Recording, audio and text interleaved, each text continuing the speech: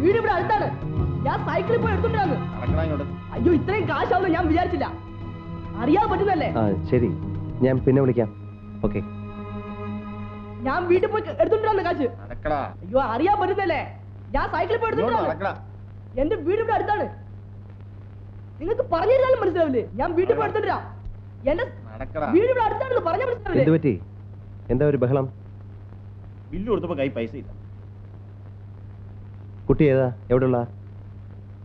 വീട്ടിൽ നിന്ന് ആരെങ്കിലും വന്നിട്ട് വിട്ടാ മതി. എന്താ ഇത്? പാവം പയ്യൻ.